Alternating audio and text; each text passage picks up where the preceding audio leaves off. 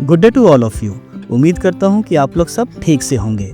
पिछली वीडियो में मैंने आप सभी को अपने गांव की एक झलक दिखाई थी। आज हम उसी गांव के कुछ अनछुए पन्ने पलटने जा रहे हैं। हमारा आज का ब्लॉग है अ डे इन विलेज, गांव में बिताया एक दिन, जिसमें हम आपको दिखाएंगे कि कैसे हमने गांव की सादगी, खूबसूरती और वहां के जीवन की असली झलक के साथ पूरा दिन बिताया। खेतों में मेहनत करते किसानों से लेकर दोस्तों संग मछली पकड़ने की मस्ती तक, गांव के बुजुर्गों से अनसुनी कहानियां सुनने से लेकर दादी नानी के लोकगीतों और लोरियों में खो जाने तक, ये सब कुछ इस सफर का हिस्सा है। तो चलिए इस दिलचस्प सफर की शुरुआत करते हैं। जैसे ही सुबह हुई, सबसे पहले मैं अपने बाग में गया। दिन की शुरुआत अगर प्रकृति के बीच सैर से हो तो इससे बेहतर कुछ नहीं। मेरे बाग में कई तरह के पेड़ हैं और आम के पेड़ होना यहाँ बहुत आम बात है। वहीं खड़े खड़े अचानक मेरे दिमाग में एक आइडिया आया। मैं जल्दी से कपड़े बदला और अपने दोस्तों से मिलने निकल पड़ा। और मुझे अच्छे से पता था कि मेरे दोस्त इस वक्त कहाँ मिलेंगे, क्योंकि हम सबको चाय का नशा है। तो शराब की ज़रूरत किसे है जनाब, हम तो चाय से गम मिटाते हैं। बस चाय की टपरी पर दोस्तों से मिलते ही मेरे प्लान को पंख लग गए। आज का मेरा प्लान फिशिंग का था और दोस्तों ने कंफर्म कर दिया कि अब भी मछली पकड़ने का मौसम खत्म नहीं हुआ। अब क्या था, मैं निकल पड़ा अपने उन दोस्तों के पास जो फिशिंग के शौकीन है। फिशिंग करना मेरा फेवरेट हॉबी है। शहर जाने से पहले मैं अक्सर फिशिंग पे जाता था, पर आज का फिशिंग थोड़ा अलग है। पहले की तरह आज मैं हाथों से फिशिंग नहीं करने वाला, मैं इस्तेमाल करूंगा फिशिंग स्टिक्स का। पर दोस्त मिले तो सही, लेकिन हमेशा की तरह वो अपने किसानी के काम में व्यस्त थे।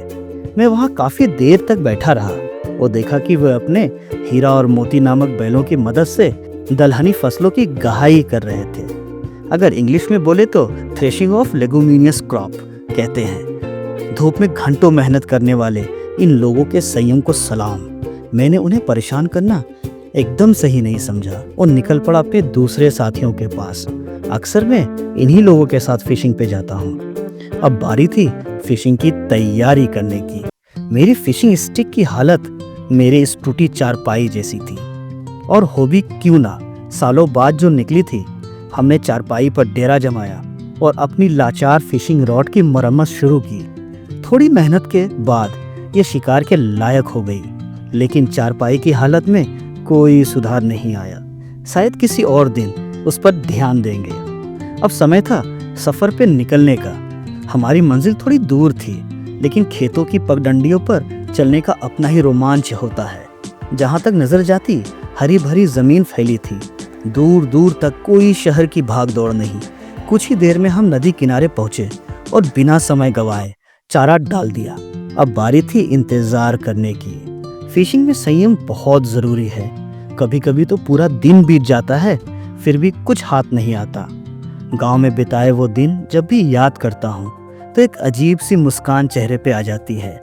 गांव में मैं और मेरे दोस्तों ने मछली पकड़ने के ऐसे ऐसे तरीके आजमाए जो शायद आप सबको किस्सों में ही सुनने को मिले। कभी खेतों के बीच नंगे हाथों से मछली पकड़ना, तो कभी दोस्तों के साथ लंबी दूरियां तय कर अनजानी नदियों और तालाबों तक पहुंचना, जहां पानी की लहरों में सिर्फ हमारी हंसी गूंजती थी। कई बार छोटे बड़े पहाड़ों को पार कर ऐसी जगहों पर पहुंच जाते जहां सिर्फ हम और हमारी मस्ती होती। और थक जाए तो फिर नदी में छलांग लगाकर तैराकी का मजा लेना। कभी डैम के बीचों बीच पानी में योगासन की मुद्रा में बैठे रहना। ये सब एक अलग ही नशा था। वो पानी, वो मछलियों के पीछे भागना और दोस्तों के साथ बेपरवाह दिन बिताना, सब कुछ जादू जैसा लगता था। खैर, ये तो हुई बीती बातें। अब लौटते हैं आज की फिशिंग पर। हमें जिस बात की डर थी वही हुआ। पूरा दिन बिताने के बाद भी कुछ भी हाथ नहीं लगा। शायद फिशिंग का मौसम सच में खत्म हो चुका था। शाम होने को आई और हम खाली हाथ लौटने का फैसला कर चुके थे। थोड़ी निराशा जरूर थी, लेकिन दिन रोमांचक बीता था। हम सब काफी थक चुके थे। अब वक्त था आराम करने का। और गांव में आराम करने का मतलब है बुजुर्गों से कहानियां सुनना और दादी नानी के लोकगीतों का आनंद लेना। इस आनंद को शब्दों में बयान नहीं किया जा सकता। तो आइए अपने गांव की एक दादी से सुनते हैं एक ऐसा ही लोकगीत जो दिल को छू जाए, जो बीते समय की यादों में ले जाए और जिसकी मिठास हमारी रूह तक बस जाए। दुकान चढ़ी बैठा शायर दूल्हा हाजी मालिक का दुकान चढ़ी बैठा शायर दूल्हा हाजी करे लागल से हाले का मोल शायर दूल्हा से हाले का मोल तुमसे ना होगा दूल्हा हाजी लेते यो दा देखो संग साथ ये लोकगीत सिर्फ गाने नहीं बल्कि संस्कृति और इतिहास का हिस्सा होते हैं। इन गीतों में हर एक शब्द के पीछे एक कहानी छुपी होती है। शायद चौसर, स्पेंसर और शेक्सपियर जैसे महान कवि भी किसी न किसी लोक गायन से प्रभावित हुए होंगे। जिस उम्र में ये बुजुर्ग गाते हैं, शायद हम उस उम्र में बोल भी मुश्किल से पाएं। इनके हौसले और इस समृद्ध संस्कृति को मेरा सलाम। अब मैं इन मधुर धुनों में खो जाने वाला हूँ और आप भी इनका आनंद लीजिए। इसी के साथ मैं आप सबसे अलविदा लेता हूँ।